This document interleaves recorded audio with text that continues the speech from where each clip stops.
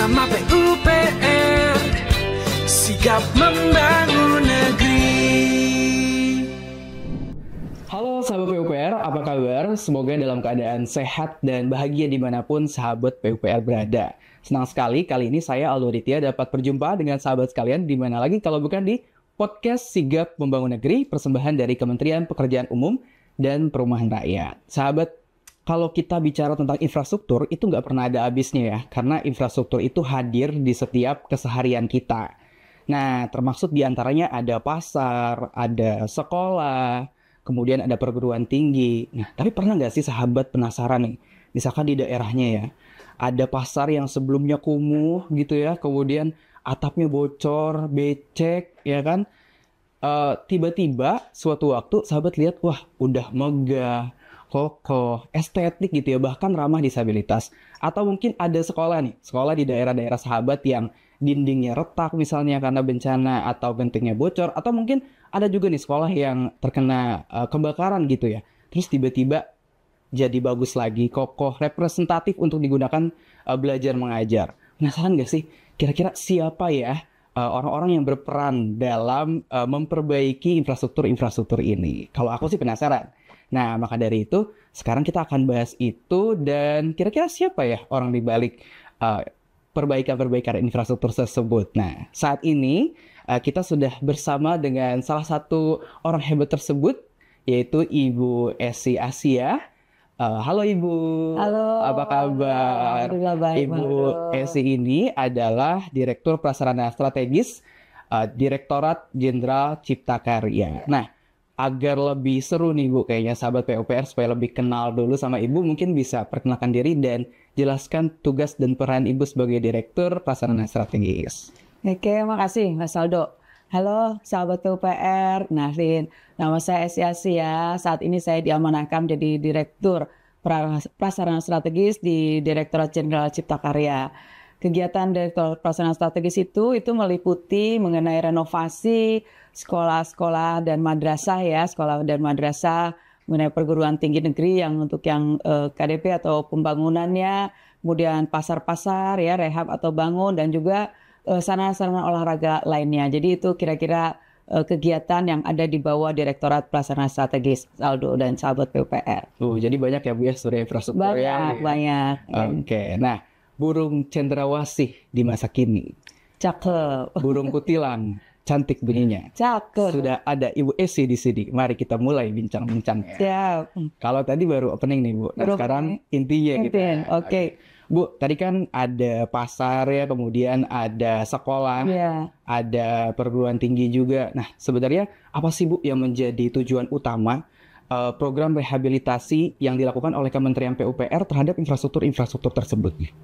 Kalau tujuan utamanya ya, sebenarnya ini ada kan pada saat Presiden tahap kedua ya, lagi tanggal 18 Juli 2018 itu, diamanahkan bahwa untuk infrastruktur sekolah terutama rehab-rehab itu, pasar dan juga beberapa sarana-sarana olahraga itu diamanahkan ke PPR. Nah tujuannya, jadi kalau untuk sekolah tentunya ya bagaimana jadi untuk yang mungkin Kementerian Dikbud itu lebih fokus kepada sistemnya, sarana prasarana untuk yang sistem belajar mengajarnya, sementara PUPR itu fokus kepada infrastrukturnya. Jadi memang sudah ada ininya ya dalam rangka meningkatkan kualitas dari pendidikan ya. Jadi untuk meningkat bagaimana ke depan anak-anak kita atau adik-adik kita ini lebih berprestasi, lebih punya nama lah ya ke depannya. Itu untuk yang sekolah. Sementara untuk yang pasar, kita ingin bahwa pasar ini kan ada salah satu untuk meningkatkan ekonomi, betul ya Mas Aldo ya.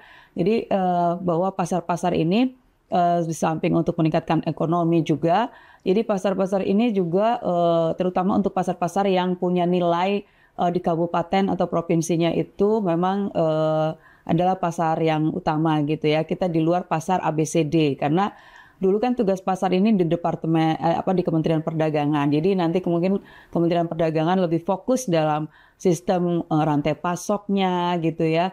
dan juga bagaimana jual belinya nanti untuk pemeliharaannya. Nah sementara infrastruktur yang misalnya keselamatan infrastruktur, kenyamanan, nah itu diserahkan ke PUPR. Nah sepertinya itu sebenarnya tujuannya. Jadi bagaimana PUPR yang katanya nih ya sahabat PUPR kita nih ahli infrastruktur, jadi diamanahkanlah untuk infrastrukturnya. Sementara yang sistemnya kementerian-kementerian yang memang bertugas atau bertanggung jawab terhadap hal itu. Oke. Jadi apapun dimanapun kita fokus di pembangunan infrastruktur. Iya betul, infrastrukturnya. Kita kan nggak tahu cara ngajar ya. Jualan juga nggak tahu ya, ada pasok ya. Jadi kita tahunya cuma jadi tukang dulu.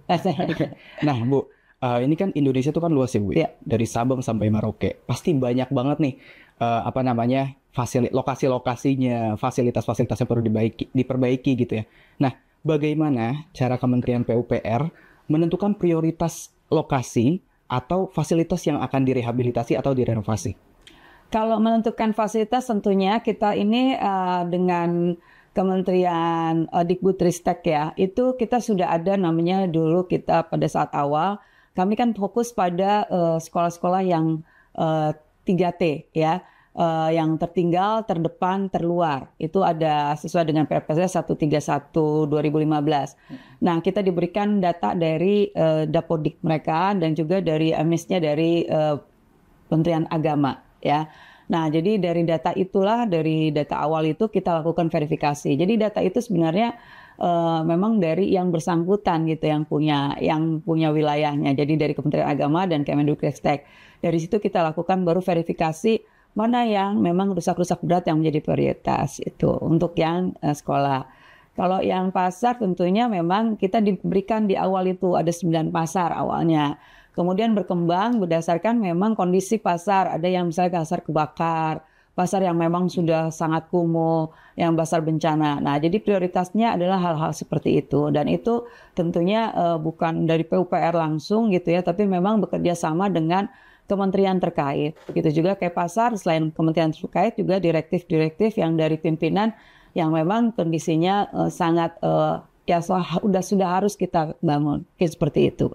Berarti ada kriterianya ya Bu? Ada kriterianya gitu. Bisa direhabilitasi dan direnovasi. Betul, ada kriteria-kriterianya. Nah, kemudian Bu, ini kan selama 1 tahun ini kalau yang saya lihat gitu ya, mungkin sahabat PUPR juga sering lihat nih Bu, di medsos kita nih Bu. Biasanya kita tuh suka upload before dan afternya nih Bu, sekolah misalnya gitu ya. Nah, sahabat PUPR tuh senang banget Bu lihat itu. Apresiasi untuk tim ini ya, prasarana strategis. Bu, kalau boleh tahu saat ini, tahun ini berapa sih jumlah capaian mungkin ya, jumlah capaian pasar, sekolah, fasilitas-fasilitas yang sudah direhabilitasi dan direnovasi, dan apakah sudah sesuai dengan target yang diharapkan? Kalau sesuai target, kalau dari Rensna nih, ternyata kita cukup lebih gitu ya, terutama kayak pasar, karena pasar di awal itu pun juga kan dari Perpres 43 cuma 9 pasar. Nah untuk yang tahun ini aja tuh kita ada 29 pasar ya, 29 pasar itu kita 10-nya sudah selesai. Kan udah sering lihat ya beberapa pasar kemarin diresmikan, kayak Pasir Gintung, kayak beberapa pasar lah kita sudah resmikan ya, pasar yang saat ini. Dan yang sedang konstruksi itu ada 17 pasar. Yang beberapa pasar juga nih juga akan sebenarnya kemarin Wapres juga akan resmikan, Presiden juga yang Gianyar juga udah mau resmikan ya. Jadi ada 17 yang konstruksi dan akan selesai. Dan ada 2 pasar yang sekarang sedang baru mau mulai karena baru selesai lelangnya. Itu ada 2 pasar ya, di Pasar Banyuwangi sama Anambas. Anambas jauh banget lagi. Itu ada 2 pasar Anambas beberapa kali perjalanan. Nah kalau untuk sekolahnya itu sekitar 390. 390 iya. Wow. Banyak ya. Banyak banget. Itu, dan madrasahnya 148. Jadi kalau totalnya itu di 538 kalau untuk yang sekolah rehab itu di 5. Itu baru di tahun ini aja Bu. Baru tahun ini. Belum di tahun-tahun sebelumnya. Iya. Wah, kalau tahun-tahun sebelumnya ada yang 3.000 setahun itu juga ada ya. Karena pas dari awal-awal ya. Nah, dan kemudian untuk rumah sakit RSPTN, sebenarnya kalau rumah sakit kita nggak ada, tapi RSPTN.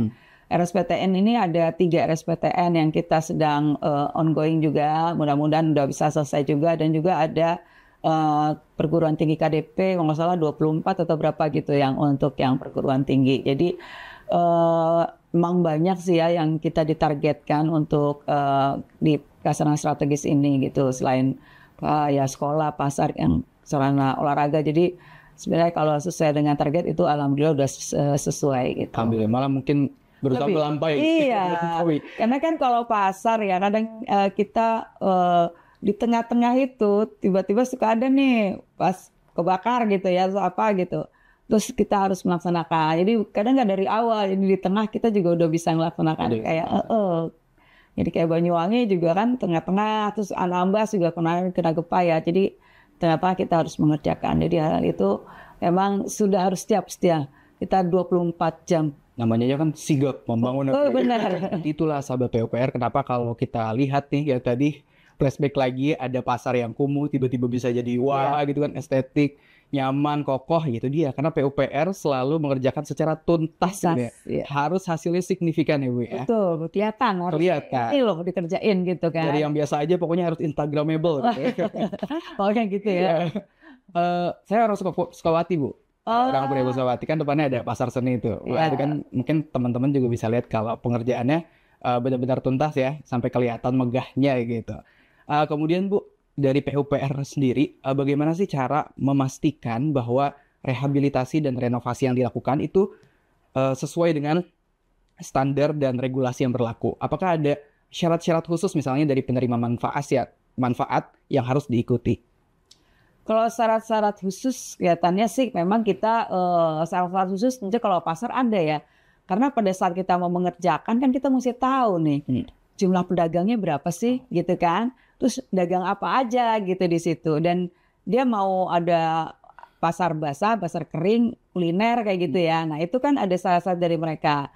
Nah jadi memang itu termasuk yang disyaratkan oleh dari pemerintah daerah ya. Jadi mengenai dari pedagangnya. Sementara kalau dari kita pasti banyak nih ya readiness kriteria Pemda yang harus lakukan dan yang kita lakukan. Tapi intinya yang kita lakukan memang kita memang punya sesuai dengan tadi saya bilang PP nomor 16 2021 ya. Karena itu juga turunan tentang peraturan pelaksanaan Undang-Undang nomor 28 2002 mengenai bangunan gedung dan kemudian PGH. Nah untuk kalau sekolah kita itu sampai menerbitkan juga SE 47 2020 ya. Jadi mengenai petunjuk teknis untuk standarisasi desain dan penilaian kerusakan sekolah dan madrasah. Dan ini juga sudah dipakai nih. Karena kan Kementerian Dikbud dan Agama juga ada nih ya sekolah-sekolah. Jadi dia ada DAK lah, DAK ya. Jadi dia juga menggunakan itu. Nah kita juga ada pedoman untuk kegiatan pembangunan sarana sekolah ya. Dan juga mungkin kita juga ada juga untuk yang PTN dan untuk bagaimana mengaudit teknis ya bangunan gedung dan status konstruksi yang dalam kerjaan itu. Jadi dalam memulai pekerjaan kita buat juga tuh aturan-aturan standar sehingga memudahkan nih teman-teman di lapangan ya bagaimana dasar-dasar yang harus dikerjakan agar bangunan yang kita bangun itu emang sesuai dengan apa yang kita harapkan gitu. Oke. Bu, kalau membangun infrastruktur itu kan tentu misalnya di daerah ya Bu ya. Itu bagaimana sih Bu Kementerian PUPR bekerja sama dengan pemerintah daerah melibatkan masyarakat lokal seperti kan misalnya kalau tadi pasar ada pedagangnya, kemudian di pendidikan ada guru-gurunya atau pihak sekolah, itu bagaimana cara melibatkan mereka dalam rehabilitasi dan renovasi ini? Kalau dengan Pemda sudah jelas ya karena di awal pun kita dengan Pemda itu kan data awal itu kan dari mereka juga semuanya. Kemudian readiness kriteria seperti misalnya dia andalnya, terus izin bangunan gitu ya PBG-nya, terus status dari tanahnya itu benar-benar memang clean and clear. Nah, karena kan kalau misalnya pasar nih terutama, kalau kita mau rehab, mereka kan harus mindahin pedagang kan. Nah, pedagangnya itu juga adalah termasuk readiness kriteria bagaimana Pemda menyiapkan lokasi untuk area untuk penampungan. Nah, kita baru menyiapkan. Nah, itu kalau untuk yang pasar ya. Dan untuk pedagangnya juga biasanya kita punya, kan kita bekerja sama juga kalau di pasar ini dengan asosiasi pedagang. Ada namanya APSI. Dengan Asparindo juga, Asosiasi Pengelola Pasar. Nah, itu kita juga melakukan koordinasi-koordinasi. Jadi kita memang melibatkan. Jadi bagaimana pasar ini nggak ada keluhan dari pedagang. Kita sempat kok ada pasar yang ternyata udah kita bangun nih, readiness ada udah idenya udah siap segala. Tiba-tiba masyarakat atau pedagangnya itu menolak ya. Dan kita nggak jadi bangun dong sampai sekarang gitu. Jadi benar-benar keterlibatan mereka itu harus kita lakukan. Kalau nggak nanti siapa yang mau ini pasarnya kan gitu ya. Nah itu untuk pasar. Kalau sekolah ya tentunya pas start di situ kan kita berkoordinasi juga dengan guru-guru, terutama kepala sekolah. Dan kita juga ikut mereka terlibat lah ya ke dalam hal pada saat kita pembangunannya. Nah kalau untuk KDP ini lebih enak lagi karena kan di sini KDP perguruan tinggi. Karena kita juga ingin melibatkan guru-gurunya kan tentunya yang punya kualifikasi juga udah cukup bagus ya. Nah ini KDP juga guru-gurunya dosen lah sekarang ya, dosen itu terlibat. Dan kadang kalau mereka bisa juga magang atau praktek di situ. Nah di KDP kadang-kadang juga di universitas kita kan ada BIM nih. Mereka juga bisa untuk sekalian belajar ya, belajar. Kadang ada timnya yang juga ikut di situ. Nah, jadi hal-hal itu juga keterlibatan dari semua pihak pada saat kita membangun ya. Itu benar-benar kita coba untuk merangkulnya agar kita juga bisa dijagain ya, termasuk juga untuk lingkungan sekitarnya. Mungkin itu yang banyak hal. Oke, kayak banyak nih yang bisa dibilang tantangan mungkin ya. Banyak tantangan. Jadi kita melibatkan masyarakat justru untuk menuntaskan tantangan-tantangan. Nah, ngomongin tantangan nih Bu, apa sih Bu yang paling challenging gitu ya, menantang pada saat melakukan program ini, rehabilitasi dan renovasi infrastruktur pasar, sekolah, dan kampus perguruan tinggi seperti itu? Kalau yang paling banyak tantangannya itu sebenarnya sekolah. Oh, malah sekolah ya? Sekolah tantangannya itu bukan bangunannya, lokasinya Mas Aldo. Ya Allah, sahabat PUPR kalau mau lihat sekolah yang di ujung dunia, ayo bareng-bareng sama kita gitu ya. Adanya satu sekolah tuh mesti pakai kapal, terus kemudian pakai motor, kemudian jalan kaki. Ada kita kalau mau sekolah itu bahannya itu bahan materialnya itu nggak bisa orang gitu ya. Ada yang pakai kuda. Jadi banyak kalau mau tantangan sekolah, karena emang kan lokasinya tadi kan terluar, terjauh, terlah gitu ya. Nah ini jadi kadang-kadang ya karena dia di ujung-ujung gitu ya, di ujung pulau. Nah itu ketersediaan bahan bakunya, kesediaan tenaga kerja gitu ya, dan juga orang aksesnya itu yang sebenarnya tantangannya paling banyak sih di sekolah. Ada salah satu sekolah akhirnya karena ada hal keamanan kita juga harus stop dulu, nanti baru kita lanjut lagi kalau udah selesai. Jadi memang paling banyak sih di sekolah ya. Kalau untuk di universitas terutama yang KDP. Kalau KDP ini kan karena dia kan udah dikerjain orang dulu sebelumnya ya. Jadi kita bagaimana benar-benar melihat nih bahwa emang ini bisa dilanjutkan gitu ya. Jadi dokumen perencanaan awal itu harus kita detilin banget ya, agar dalam pemelaksanaannya kita tidak menimbulkan kendala. Lebih daripada hal itu sih kalau untuk yang KDP. Tapi kalau untuk yang sekolah tadi memang liku-likunya banyak banget ya. Liku-liku laki-laki katanya. Liku-liku laki-laki. Nah kalau untuk pasar sih sebenarnya yang tantangan kita setelahnya. Ya setelahnya kita inginkan bahwa pasar ini kan dikelola dengan baik. Tadi kan misalkan infrastrukturnya nih sudah direhabilitasi, direnovasi ya, sudah. Kalau pasar mungkin sudah ada aktivitasnya, orang jual beli gitu ya, sekolah udah ada belajar mengajar. Itu kemudian bagaimana cara Kementerian PUPR mengukur keberhasilan program ini dalam meningkatkan perekonomian atau meningkatkan kualitas pelayanan bagi penerima manfaat? Ya kalau ekonomi tadi kalau memang sudah ada terjadi aktivitas gitu ya, dan itu pastinya sudah ada bergulir tuh uang di situ kan ekonominya. Dan udah ada nanti yang dari yang jual-jual makanan ya, sayur dari petani. Nah itu begitu udah banyak aktivitas itu kita asumsikan bahwa peningkatan ekonomi itu sudah terjadi. Nah kalau perguruan tinggi dengan adanya jumlah yang pendaftar yang tadi saya sampaikan ya, yang daftar itu makin banyak ya. Artinya adalah apa yang kita bangun itu sudah menarik minat bahwa oh ini udah bagus. Tadinya kan dia lihat yang namanya di salah satu universitas misalnya, terus ada mangkrak. Begitu dia kalau ya Pak Mas Aldo nih sahabat PUPR, kalau ada universitas di sebelahnya ada gedung mangkrak, kira-kira mau masuk ke situ kan? mikir-mikir kita ya mau daftar di situ.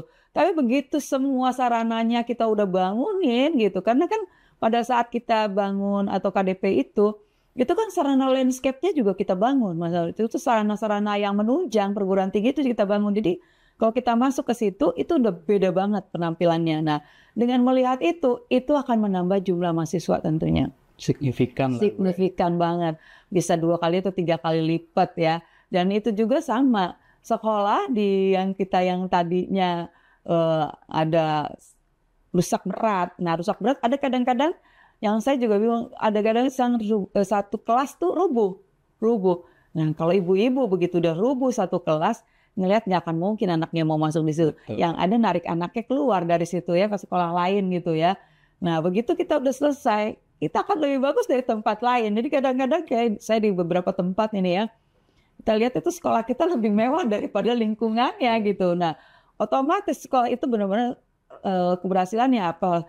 Jadi favorit di lokasi tersebut. Ya, karena kan kalau sekolah itu kita ada radius ya, kalau SD nggak boleh lebih misalnya dari 5 kilo atau berapa. Nah, di lokasi tersebut itu menjadi favorit untuk orang-orang masuk situ gitu. Jadi lebih banyak muridnya. Yang kita harapkan ya, pokoknya itu benar-benar sudah nyaman di situ ya. Berarti mungkin ya masyarakat juga atau sahabat PUPR juga pasti mencari yang terbaik. Iya lah, kalau kita sekolah ya, yang kemarin juga kita renovasi yang pendidikan TK Putra yang di Yayasan Putra ya, itu ada 39 kan dari 47 itu. Itu kita renovasi sekarang jumlah muridnya banyak. Ada yang katanya yang tadinya 18 terus yang daftar di atas 80-an gitu. Ada yang satu ini di 100, pengen TK segitu kan. Itu efek dari begitu kita renovasi, ibu-ibu yang lain ngelihat, udah berbondong-bondong lah ke sana gitu. Nah itu yang kita mungkin mengasumsikannya ya, saya sendiri itulah kita sudah, apa yang kita bangun ini benar-benar sudah berhasil dan sudah diminati oleh masyarakat.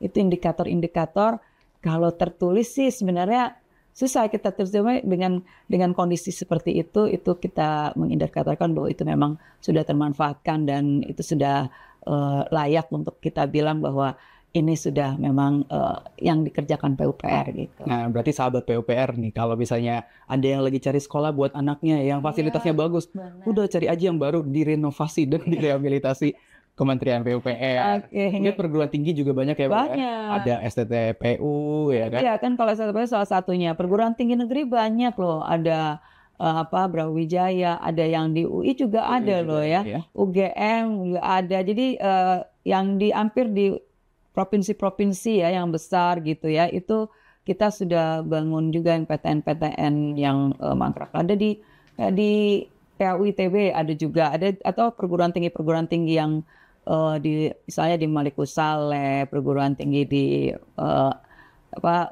Bangka Belitung, banyak deh di Lampung juga. Cukup lumayan lah kita. Dan fasilitasnya nggak kaleng-kaleng. Oh, nggak kaleng-kaleng, tentunya sesuai standar ya. Malah ada perguruan tinggi olahraga loh ya di mana di Surabaya. Itu isinya, saya aja pas masuk itu kaget karena di situ tuh ada lab ya. Jadi untuk bagaimana atlet itu kalau mau bertanding di dingin ya, mereka didiemin dulu di lokasi. Ada tempatnya tuh, suhunya, ngatur suhu.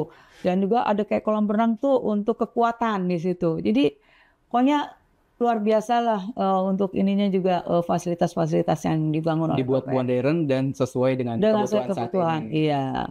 Bu, lalu bagaimana apabila sudah direhabilitasi, direnovasi, bagaimana Kementerian PUPR bekerja sama dengan Pemda atau penerima manfaat untuk pemeliharaan rutin? Nah, itu memang PR kita. Oh, itu PR-nya. Bagaimana tuh, Bu? Kalau PTN gampang ya, PTN tuh pasti dikelola karena dia kan udah ada badannya ya PTN. Yang paling PR emang pasar, Mas. Pasar itu paling PR. Makanya kita kalau udah selesai kan tadi saya bilang paling PR kita tuh dalam hal pemeliharaan. Karena kita inginnya pasar yang udah kita selesai kita bangun ini benar-benar dirawat ya. Dirawat dengan baik, kebersihan terutama. Kan pasar itu kalau kotor orang males ya, kebersihan ya. Jadi nanti kalau ada pengembangannya ya atau ada hal-hal. Nah ini bagaimana Pemda ini merawat Nah, jadi kalau bisa itu kan kadang-kadang cuma 1-2 orang, cuma dari petugas Pemdanya lah ya, dari dinas perdagangan. Kalau bisa itu kita mintanya misalnya BLU atau memang di pihak ketiga kan gitu ya, agar benar-benar kayak itu bergulir gitu. Karena kan pasar ini sebenarnya banyak yang bisa dimanfaatkan untuk cari dananya gitu ya. Misalnya di situ ada pameran untuk kegiatan-kegiatan lain, bukan hanya jual dagang-dagangan itu. Jadi kita juga siapin tuh ada pelataran kalau di situ mau ada bikin pameran atau bikin ada campaign apa atau bikin ibu-ibu kalau untuk olahraga pagi bisa juga di situ agar ekonominya pasar itu baik. Nah, ada dana itu untuk pemeliharaan. Maunya seperti itu. Jadi bagaimana memang PR-nya kita selalu menyampaikan tolong ini dipelihara. Kita juga memberikan loh books-nya untuk pemeliharaannya, apa aja yang dipelihara. Ini yang pelihara harian, ini mingguan, ini bulanan, dan ini tahunan. Itu kita berikan juga. Dan pada saat itu kita juga berikan pelatihan juga ke mereka ya. Jadi setiap kita selesai, kita berikan juga semacam pelatihan kecil ya kepada ini siapa yang akan mengelolanya. Nah, kita sampaikan hal itu gitu. Jadi ya mudah-mudahan kita dan kita sebenarnya monitoring juga. Jadi ada pasar begitu kita udah selesai bangun, kita datang, ya kurang baik gitu. Akhirnya kita sampaikan lagi ke pemerintah daerah. Jadi hal-hal seperti itu memang kita terus untuk mendorong pemerintah daerah untuk pemeliharaan. Karena euforianya kadang-kadang membangun ya. Euforia pemeliharaan ini juga masih kurang. Nah, ke depannya kita tetap dorong untuk itu. Tapi itu tanggung jawab bersama. Tanggung jawab bersama. Jadi sahabat PUPR yang mungkin sudah menjadi penerima manfaat nih dari infrastruktur yang sudah direhabilitasi dan renovasi, ayo kita sama-sama nih jaga. Kita pelihara gitu. Betul. Terutama minimal yang jangan buang sampah sembarangan, jangan ngotorin kalau di WC, coba juga masuk bersihin. Jadi mulailah dari diri kita juga. Ya. Bu, ini kayaknya setelah dengerin podcast ini nih, bakal banyak sahabat PUPR yang bilang, aduh ini gimana nih, pasar saya udah kurang baik misalnya pasar daerah saya, atau sekolahnya pengen direnov. Nah itu mereka tanya-tanya nih, itu gimana sih Bu mekanisme atau langkah-langkah untuk mengajukan permohonan rehabilitasi atau renovasi pasar, sekolah pada PUPR itu bagaimana? Untuk sekolah dulu ya. Kalau untuk sekolah itu kita biasanya untuk sekolah kita menggunakan data-data Dapodik istilahnya ya. Jadi dari Kementerian Kemendikbudristek ya, dari data mereka. Tapi kalau memang ternyata itu dia lihat nih sekolahnya ada viral gitu ya, wah pas dilihat itu nggak apa-apa, masukin aja ke kami gitu. Dan kita misalnya sekolah-sekolah viral itu walaupun bukan dari Kementerian Dikbudristek, kita tetap akan lakukan perbaikan ya yang viral itu. Jadi silakan. Tapi tentunya kita selalu berhubungan dengan Dikbud atau dengan Kementerian Agama ya, karena madrasah kan Kementerian Agama. Ya itu biasanya ke menteri atau ke CK ya, ke CK. Tapi tetap harus yang sesuai dengan kriteria rusak berat yang dulu. Tapi kalau ke depannya kita harusnya memang harus dari kementerian terkait ya, bukan langsung dari kita. Begitu juga pasar sih. Pasar itu karena kan memang asalnya bukan dari PUPR ya. Tapi biasanya itu melalui Departemen Kementerian Perdagangan juga dan Kementerian PUPR. Biasanya itu untuk pasar-pasar yang kondisinya yang biasanya yang prioritas itu yang sekarang misalnya habis pasar kebakar, pasar yang memang sudah rusak berat. Nah, jadi kalau misalnya pemerintah daerah bukan langsung ke PUPR langsung gitu ya, tapi bagaimana koordinasi dulu dengan Kementerian Perdagangan terhadap pasar itu, baru dengan Kementerian PUPR. Biasanya pasar-pasar lebih kepada direktif pimpinan ya untuk bagaimana kita melaksanakan itu. Oke, jadi sahabat PUPR udah tahu ya gimana caranya untuk mengajukan permohonan rehabilitasi dan renovasi beberapa infrastruktur yang tadi kita sebutkan. Nah, Ibu terima kasih banyak. Itu adalah pertanyaan terakhir dan yang pasti sahabat PUPR kita dapat banyak banget ya informasinya, mulai dari siapa sih sebenarnya yang merubah pasar kita jadi lebih bagus gitu kan ya, sekolah kita jadi lebih representatif. Nah, jadi ternyata itu dilakukan oleh Direktorat Jenderal Cipta Karya ya, bidang prasarana strategis. Baik, kalau begitu sahabat PUPR, kita akan jumpa lagi di episode selanjutnya. Jangan lupa untuk follow medsos Kementerian PUPR di bawah ini. Baik, saya Aldo Aditya dan Ibu Asia. mengucapkan terima kasih dan sampai jumpa di episode selanjutnya. Halo, sahabat. negeri.